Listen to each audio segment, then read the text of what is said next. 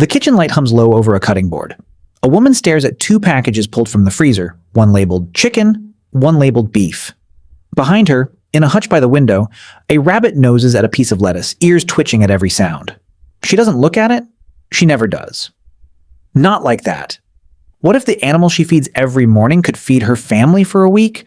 What if the meat she's never considered buying converts grain to protein more efficiently than almost anything else on the planet? What if the reason has nothing to do with taste or nutrition or even biology and everything to do with something buried so deep in us we don't know it's there? In 1980, a UN report on world food security quietly noted something strange. Rabbits convert feed to meat almost twice as efficiently as cattle. 4 pounds of feed for 1 pound of rabbit. It should have been a revolution. It wasn't. Here's where it gets strange. During World War II, both Britain and Germany launched aggressive campaigns urging citizens to raise rabbits at home. Cheap, fast, practical.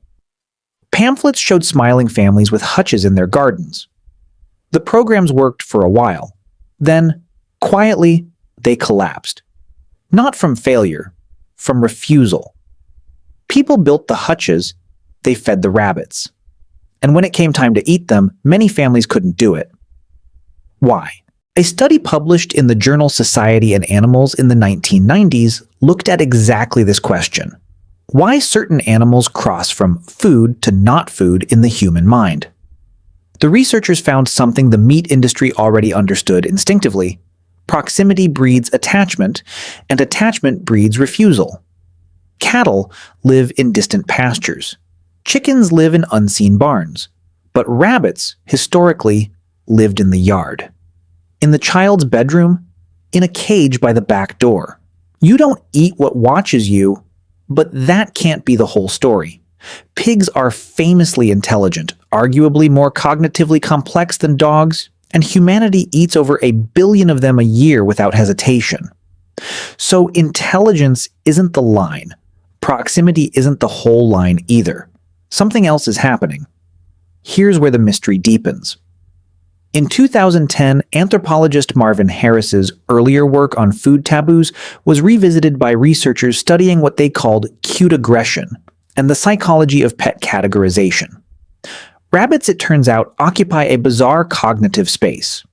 They're small, soft, silent. They freeze instead of fighting. Their eyes are large, forward-facing, proportionally childlike. The same facial geometry that triggers caregiving instincts in humans toward infants. Biologists call it the baby schema, Kind-Chen schema, first described by Konrad Lorenz in 1943. Big eyes, round face, small body. It's a trigger, hardwired by evolution, that makes us want to protect rather than consume. Chickens don't have it. Cows don't quite have it. Rabbits are soaked in it. But something even stranger happens when you look at culture instead of biology. In France, rabbit is a delicacy. Lapin sits proudly on bistro menus, unremarkable, unemotional. In China, it's street food. In parts of the American Midwest, it's still hunted and eaten without hesitation. So the cuteness trigger isn't universal. It's not hardwired destiny. It's something else layered on top. This is where everything changes. Sociologist Nick Fiddes argued in his 1991 book, Meat, a natural symbol that what we call meat is not really about biology at all. It's a category built by culture, maintained by language, and defended by ritual. We don't decide animal by animal whether to eat them. We inherit categories. Pet, pest, livestock, wildlife, and those categories, once set in childhood, harden like sediment. In America and Britain, rabbits drifted into the pet category sometime in the 20th century, nudged there by children's literature. Peter Rabbit, Thumper, the White Rabbit, each one a named character with a personality, a family, a fear of being caught. Nobody wrote a beloved children's book starring a chicken with a name and a soul. Except someone did try the reverse. In the 1990s, several U.S. school programs introduced students to farm animals, including rabbits, as part of agricultural education. only to find that children who bonded with a rabbit named Clover for a semester experienced measurable distress when told it might become dinner. The same children showed no such reaction toward an anonymous chicken. The animal hadn't changed. The name had. Now, something even stranger happens.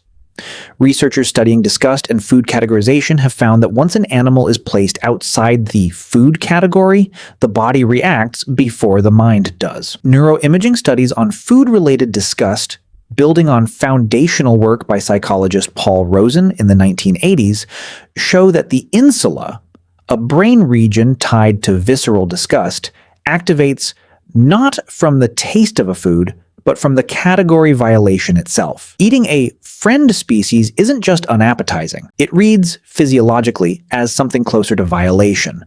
We didn't choose this. We inherited it. So the efficiency argument, the grain, the protein conversion, the UN reports, the environmental logic, collides with something that predates logic entirely. A rabbit is not rejected because it fails some nutritional or ecological test. It's rejected because somewhere between a fairy tale and a hutch in the backyard, it crossed an invisible line that most of us never chose to draw. And that raises something larger. If the line between pet and protein isn't drawn by biology or efficiency or even taste, but by story, by proximity, by the shape of an animal's face, then how many of our deepest convictions about right and wrong are built the same way? Not reasoned, not chosen, just inherited, absorbed before we could question them, and mistaken ever since for something we decided for ourselves. The rabbit in the hutch keeps eating its lettuce. Somewhere, a cow in a distant field does the same thing, unnamed, unwatched, uncategorized, waiting for a fate that was never really about the animal at all.